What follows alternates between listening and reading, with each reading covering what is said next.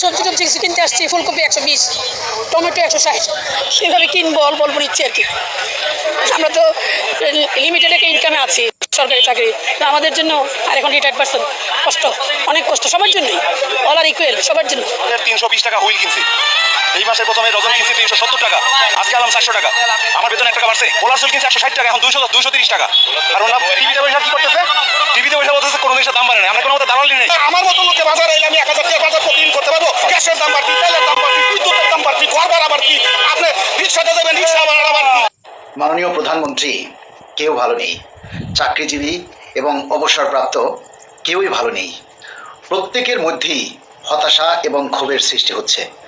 দিনের পর দিন এই একটি পে স্কেল যে সময় ক্ষেপণ করতেছে, এটার উপরে আসলে মানুষ, কর্মচারীরা আজকে বিতৃষ্ণী হয়ে তাদের মধ্যে ক্ষোভের সৃষ্টি হচ্ছে। এবং এই ক্ষোভের বশীভূত হয়ে যদি তারা রাস্তায় নেমে আসে, সেটা কিন্তু রাষ্ট্রের জন্য ভালো হবে না। মাননীয় প্রধানমন্ত্রী, বাংলাদেশ সরকারি কর্মকর্তা কর্মচারী কল্যাণ সমিতি সবসময় সরকারের সাথে আছে এবং সেই হিসাবেই আমরা আপনার কাছে শুধু দাবি করে আসতেছি যে সেপ্টেম্বরের প্রথম সপ্তাহের মধ্যেই আমাদের পে স্কেলের ফাইল মন্ত্রিসভায় উঠান এবং অনুমোদন দিন, দ্রুত প্রজ্ঞাপন জারি করুন।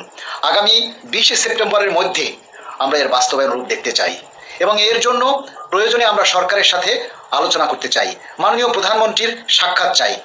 অন্তত তার সাথে সরাসরি সামনে এসে আমরা কর্মচারীদের মনের দুঃখ দুর্দশার কথাটা একটু তুলে ধরার সুযোগ চাই। এবং আগামী 20 সেপ্টেম্বরের মধ্যে যদি প্রজ্ঞাপন জারি না হয়, তাহলে 20 সেপ্টেম্বরের পরে বাংলাদেশ সরকারি কর্মকর্তা কর্মচারী কল্যাণ সমিতি সকল পেশাজীবী সংগঠনকে সাথে নিয়ে, সারা বাংলাদেশের সকল কর্মচারী কর্মকর্তাদের সাথে নিয়ে আমরা কঠিন পদক্ষেপ নিতে বাধ্য হব।